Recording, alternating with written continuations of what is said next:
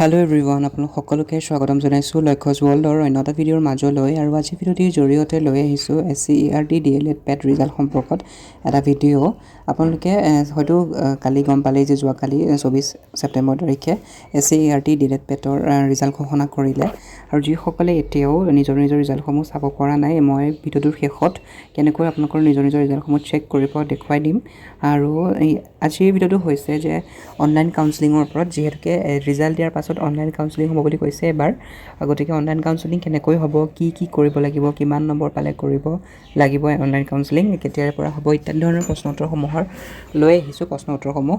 গতিকে আপোনালোকে ভিডিঅ' শেষলৈকে চাই থাকিব।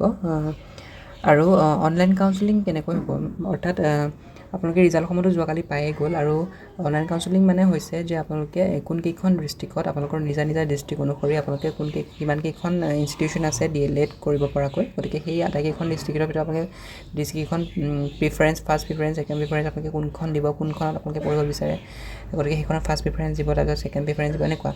গতিকে ইনষ্টিটিউশ্যনৰ বাছনি বুলি ক'ব পাৰি, শিক্ষানুষ্ঠানৰ বাছনি বুলি ক'ব পাৰি অনলাইন কাউন্সেলিঙত। আৰু অনলাইন কাউন্সেলিং কৰাৰ পিছত আপোনালোকৰ এখন ৰিজাল্ট আহিব, তাৰপিছত আপোনালোকে কোনকেইখন ইনষ্টিটিউশ্যন পঢ়িবলৈ পাব বা পঢ়িবলৈ পাৰিব, সেনেকুৱাকৈ আপোনালোকৰ ইনষ্টিটিউশ্যনখনৰ নাম আহি যাব। তাৰপিছত আপোনালোকে এটা ডেট দিব, আৰু এই ডেটৰ মতে আপোনালোকে এডমিশ্যন ল'ব লাগিব। এডমিশ্যন লোৱাৰ পাছত কিছুমানে নল'বও পাৰে, গতিকে সেই নলোৱাৰ উপৰিও আপোনালোকে যিসমূহ ছিট থাকি যাব, সেই ছিটসমূহৰ আকৌ এখন ছেকেণ্ড বাৰৰ বাবে আকৌ ওলাব। সেই অনুপাতে আকৌ বেলেগ ষ্টুডেণ্টৰ নাম আহিব, আকৌ বেলেগ ষ্টুডেণ্টে আকৌ এডমিশ্যন ল'ব লাগিব, বা এনেকুৱা টাইপৰ। গতিকে তেনেকৈ আপোনালোকৰ 5টামান ৰাউণ্ড হ'ব। গতিকে এইটোৱে আছিল অনলাইন কাউন্সেলিং। আশা কৰোঁ আপোনালোকে বুজি পালে অনলাইন কাউন্সেলিং কি হয় বা কেনেকৈ কৰিব লাগিব, আৰু কিমান নম্বৰ পালে আপোনালোকে অনলাইন কাউন্সেলিং কৰিব লাগিব। নম্বৰৰ কোনো ধৰণৰ এতিয়া যোগ্যতা নাই। আপোনালোকে যিসকলৰ নাম আহিছে এণ্ট্ৰেঞ্চত আপোনালোকৰ, গতিকে বা মেৰিট লিষ্টত আপোনালোকৰ যিসকলৰ নাম আছে আটায়ে কৰিব পাৰিব।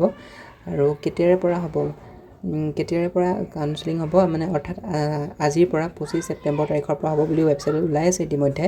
25 ছেপ্টেম্বৰ সময় 5 বাজিৰ পৰা, সন্ধিয়া 5 বাজিৰ পৰা 30 ছেপ্টেম্বৰ ৰাতি 11টা বজালৈকে চলি থাকিব।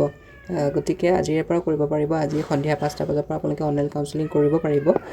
গতিকে এইকেইটা আছিল আজি আপোনালোকৰ সুধি থকা প্ৰশ্ন উত্তৰ। আৰু বহুতে সুধি আছে যে কিমান পালে আমি গভৰ্ণমেণ্টৰ ছিট পাম, বা আপোনালোকে নিজৰ ডিষ্ট্ৰিক্ট অনুসৰি আপোনালোকৰ কাট অফসমূহ যিহেতুকে বেছিকৈ মানে বেলেগ গৈছে, গতিকে আপোনালোকে যদিহে 40 বা 45ৰ ঘৰত পাইছে, তেনেহ'লে আপোনালোকে পাব লাগে। গতিকে নাজানো আৰু কি হয়, বহুতৰ ডিষ্ট্ৰিক্টত বেলেগ কাট অফ গৈছে। গতিকে এতিয়া মই আপোনালোকক দেখুৱাম যে কেনেকৈ আপোনালোকে নিজৰ ৰিজাল্টসমূহ চেক কৰিব পাৰিব। গতিকে চাই লওঁ আহক, যিসকলে এতিয়াও ৰিজাল্টটো চোৱা নাই, চাব পৰা নাই।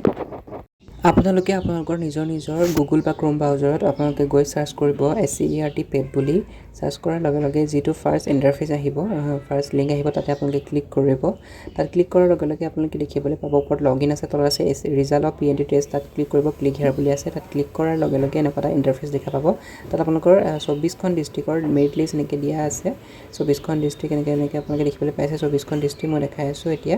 এই 24খন ডিষ্ট্ৰিক্টৰ আপোনালোকৰ এই কাষতে আছে ডাউনলোড বুলি অপশ্যন। আপোনালোকে নিজৰ যোনখন ডিষ্ট্ৰিক্টৰ পৰা আপোনালোকে বিলং কৰে, সেই আটাই নিজৰ ডিষ্ট্ৰিক্ট অনুসৰি আপোনালোকে ডাউনলোড অপশ্যনত ক্লিক কৰিব। আপোনালোকে ক্লিক কৰাৰ লগে লগে আপোনালোকৰ নিজৰ মেৰিট লিষ্টখন দেখিবলৈ পাব, আৰু মেৰিট লিষ্টতে আপোনালোকৰ নামসমূহ আছে, ৰেংকসমূহ আছে, গতিকে চাই ল'ব।